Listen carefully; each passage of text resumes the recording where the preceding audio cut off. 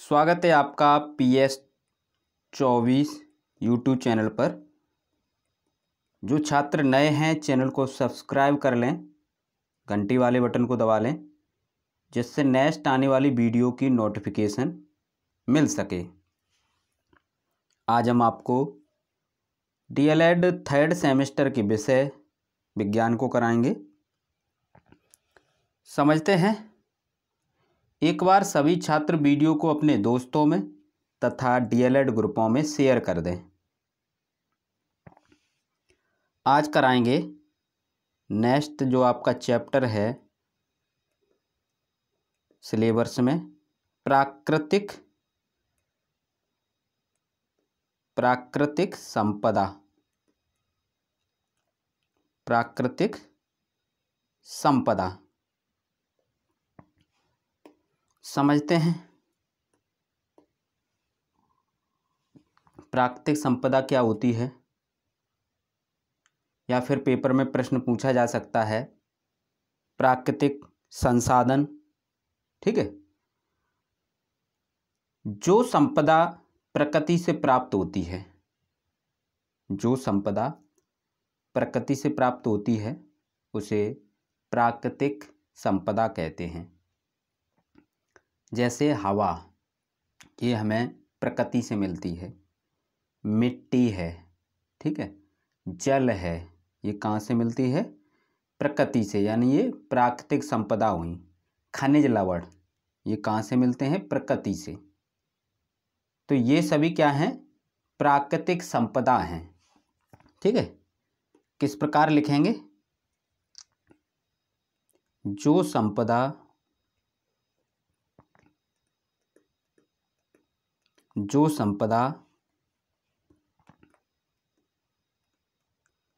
प्रकृति से, जो संपदा प्रकृति से प्राप्त होती है, जो संपदा प्रकृति से प्राप्त होती है उसे प्राकृतिक संपदा कहते हैं। उसे क्या कहते हैं? प्राकृतिक संपदा कहते हैं। ठीक है। उदाहरण भी पूछा जाता है, आप उदाहरण लिख सकते हैं। उदाहरण में आप लिखेंगे वायु यानी हवा, जल, मिट्टी, खनिज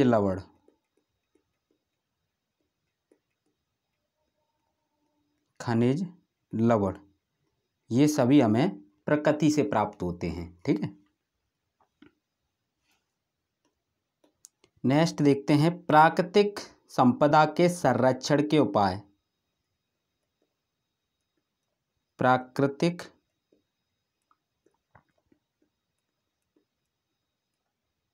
संपदा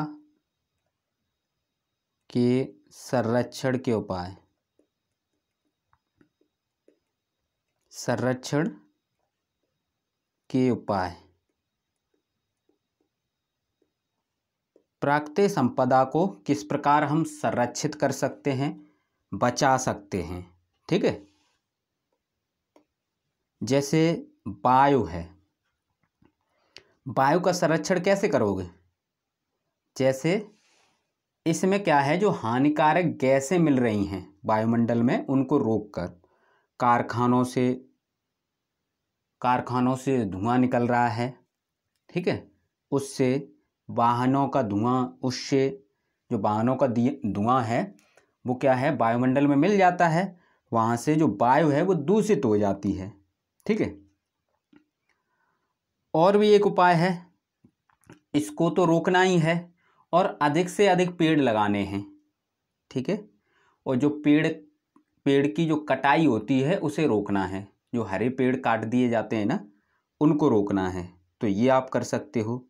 जल को क्या है, जैसे पेय योग्य जल है, तो पेय योग्य जल आपने देखा होगा बहुत से शहरों में खारा पानी निकलता है, तो जहाँ पर पानी सही है, गांव में सही है या और कहीं सही है, तो जितना उपयोग करना है उतना ही आप नल से निकालें या फिर उतना ही यूज करें, फालतू का फैलाएं नहीं। ठीक है, आजकल तो समर है, बटन दबाइए। गांव में क्या करते हैं, 1 बाल्टी भरनी है तब भी समर चलानी है, 1 बाल्टी की जगह 10 बाल्टी फैलाना है। तो ये क्या है, जल को, और भी जो नदी नालों का जल होता है वो भी दूषित हो जाता है, कारखानों का जो गंदा पानी निकलता है वो उसमें मिला दिया जाता है। तो जल को दूषित होने से बचाना है।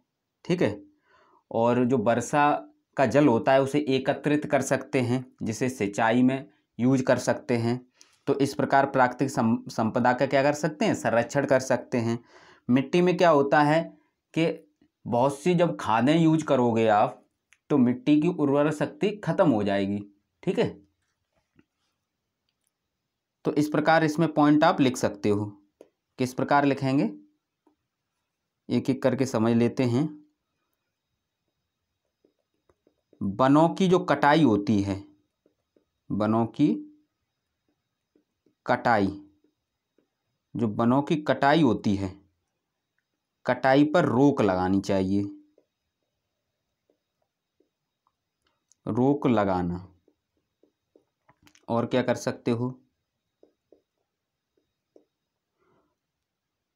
वायु को दूषित होने से रोक सकते हो। हमने आपको बताया कारखानों की जो चिमनियाँ होती हैं उससे जो धुआं निकलता है उसको रोकना चाहिए। ठीक है, वायु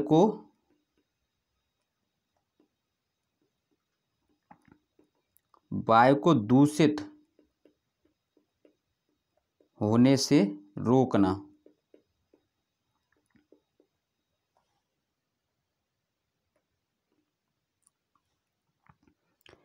मिट्टी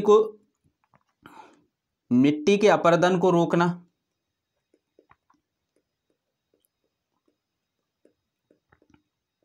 मिट्टी के अपरदन को रोकना।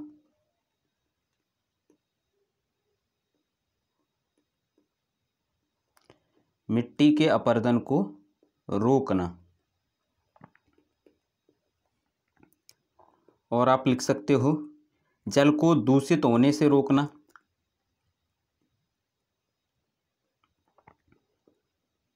जल को दूषित होने से रोकना।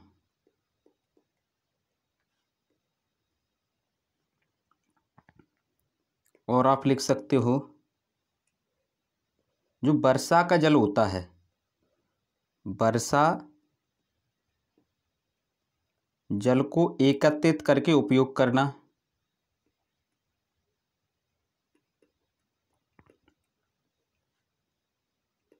एकत्रित करके उपयोग करना।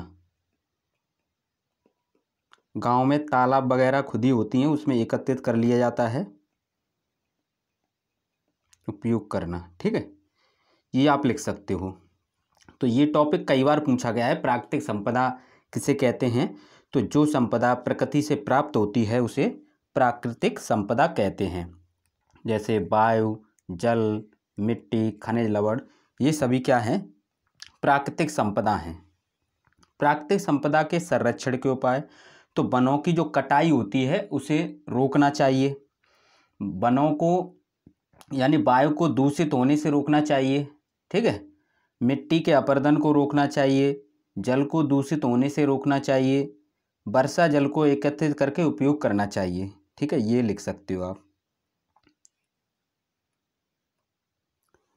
नेक्स्ट देखते हैं, नेक्स्ट टॉपिक है आपका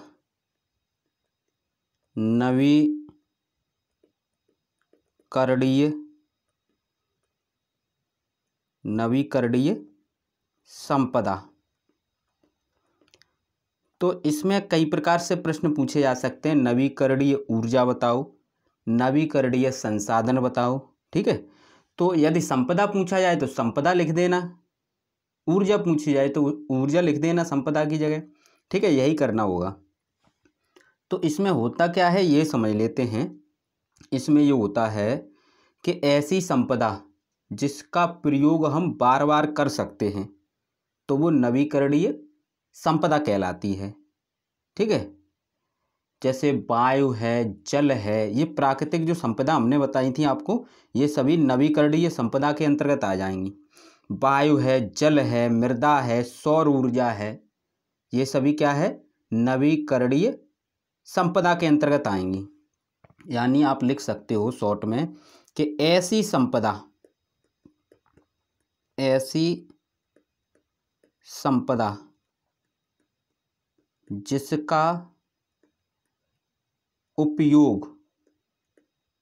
जिसका उपयोग हम बार बार कर सकते हैं। ठीक है, कर सकते हैं। ठीक है, उसे नवीकरणीय संपदा कहते हैं। उसे क्या कहते हैं, नवीकरणीय। उसे नवीकरणीय संपदा कहते हैं। नवीकरणीय संपदा कहते हैं। आप लिख सकते हैं उदाहरण में, वायु, जल, सौर ऊर्जा। ठीक है, नेक्स्ट देखते हैं, इसी की डेफिनेशन है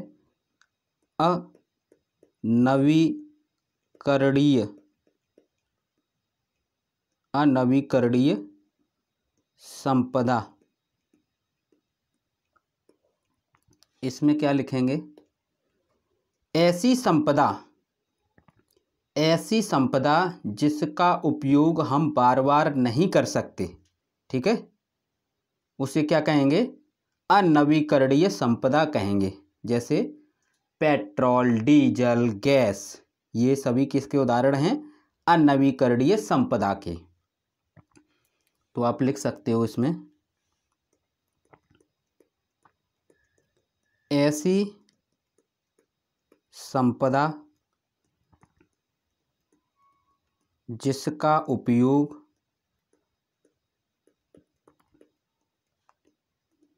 हम बार बार नहीं कर सकते।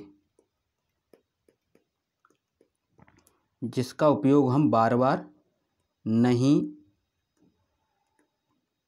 कर सकते,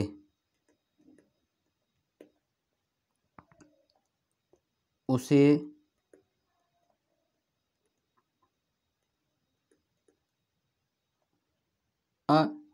अनवीकरणीय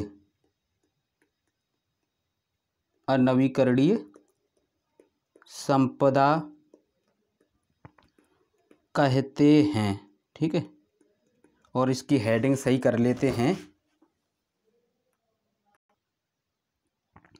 हेडिंग सही कर लेते हैं।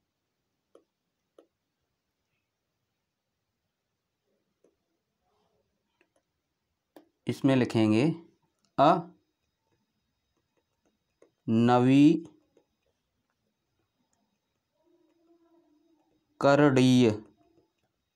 ठीक है, अनवीकरणीय संपदा, इस प्रकार। तो उदाहरण में इसमें आप लिख सकते हो, उदाहरण में, इसके उदाहरण में आप क्या लिखेंगे, हमने आपको बताया था गैस। ठीक है, गैस है, पेट्रोल है, गैस है, पेट्रोल है, डीजल है, ये किसके अंतर्गत आते हैं, अनवीकरणीय संपदा के अंतर्गत आते हैं। ठीक है, नेक्स्ट देखते हैं, नेक्स्ट प्रश्न देखते हैं। नेक्स्ट प्रश्न इसी में सूर्य ग्रहण, ये प्रश्न पूछा गया है। सूर्य ग्रहण किसे कहते हैं। ठीक है, सूर्य ग्रहण किसे कहते हैं, ठीक है। तो इसकी एक ट्रिक हमने बताई थी आपको। जैसे ये मान लेते हैं सूर्य है, सन, तो सन क्या है, फिक्स है, इसके चारों ओर सभी ग्रह उपग्रह चक्कर लगाते हैं। तो एक सूर्य है, ठीक है, और ये एक पृथ्वी और एक चंद्रमा होगा, ठीक है। यानी यदि हम कहें सूर्य ग्रहण में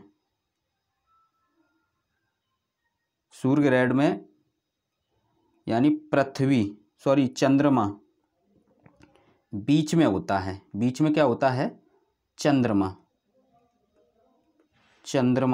ठीक है। ये सूर्य है, हिंदी में लिख देते हैं सूर्य। ये पृथ्वी है, अर्थ, ठीक है, इस प्रकार से।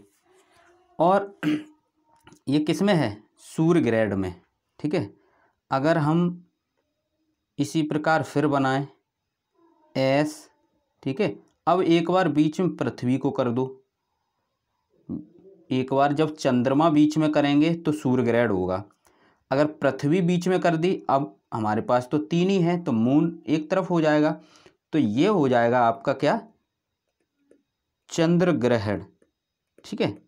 तो दोनों हमने ट्रिक से बताए और अभी हम लिखाएंगे। तो ये क्या है, ये सूर्य है, सूर्य हमने बताया फिक्स रखना है। एक बार बीच में चंद्रमा करेंगे तो सूर्य ग्रहण, जब चंद्र ग्रहण होगा तो पृथ्वी बीच में होगी, चंद्रमा बीच में नहीं होगा, ठीक है। चंद्रमा पे तो छाया ही पड़नी है,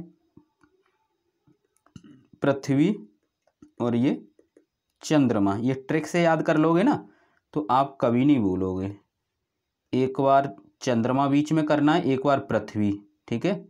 जब पृथ्वी बीच में होगी तो चंद्र ग्रहण, जब चंद्रमा बीच में होगा तो सूर्य ग्रहण, ठीक है। ये आपको समझ में आया।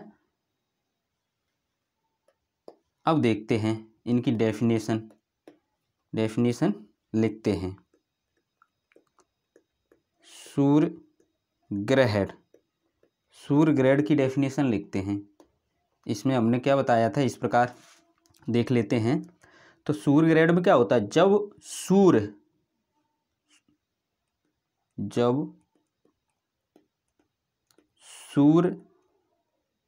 और पृथ्वी, जब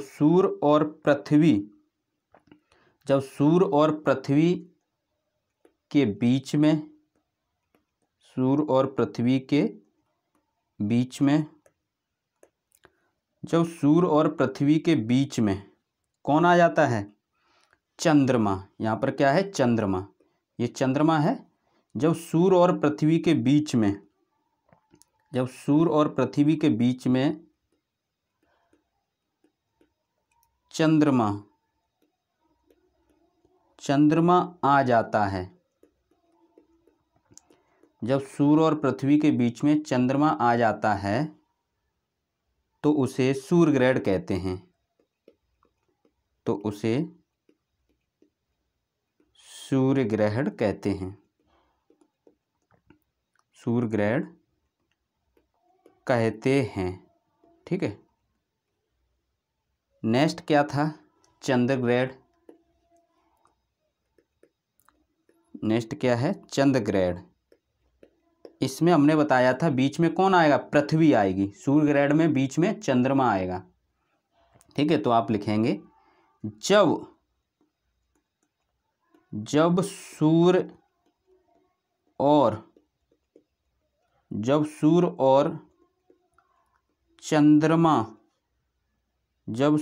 और चंद्रमा के बीच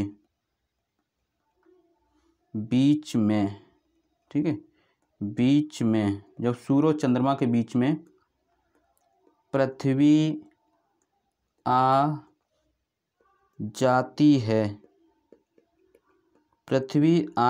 है तो उसे क्या कहते हैं, चंद्र ग्रहण कहते हैं।